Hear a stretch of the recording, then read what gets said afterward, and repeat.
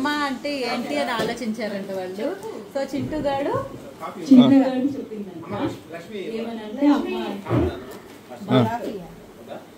అంటే లైఫ్ ఇచ్చింది, అమ్మ అంటే కేర్ చేసేది, అమ్మ అంటే లవ్ ఇచ్చేవాళ్ళు, అమ్మ అంటే హగ్స్, అమ్మ అంటే ఫుడ్, అమ్మ అంటే sleep, walk, out side, gifts, kindness, encouraging.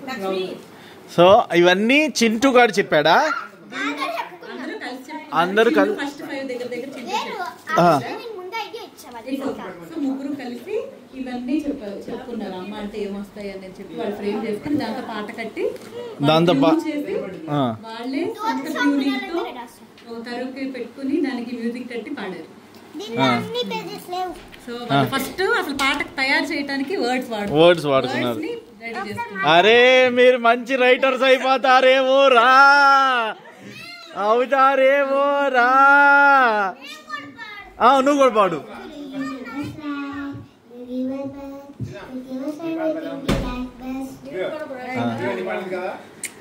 Very good రా. శ్రీజ నువ్వు చెప్పు, నువ్వేం చేసావు?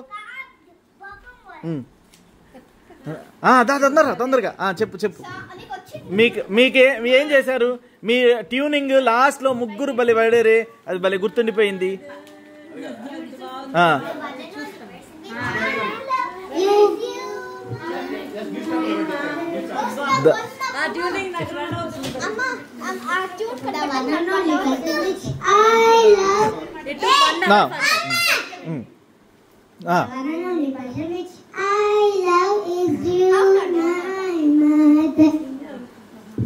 వావ్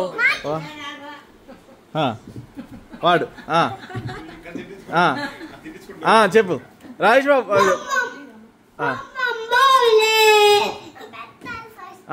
ఓకే వాడు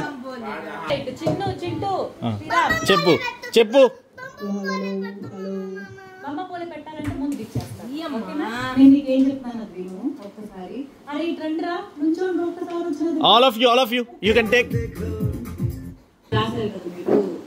నిజంగా నేను ఏమనుకునేదాన్ని, నా పిల్లలు నేను లేనప్పుడు అంటే చాలా పెద్ద తర్వాత అమ్మ అంటే మీరు ఇప్పుడు నాకు అక్కడికి ఎందుకు పాట రాశారు కదా, కనిపెట్టి రాశారు కదా, అమ్మ అంటే ఏం పాడచ్చు అని చెప్పి వర్డ్స్ ఎత్తుకున్నారు కదా, అమ్మ అంటే ఏంటి అని నేను ఒకప్పుడు అనుకున్నా.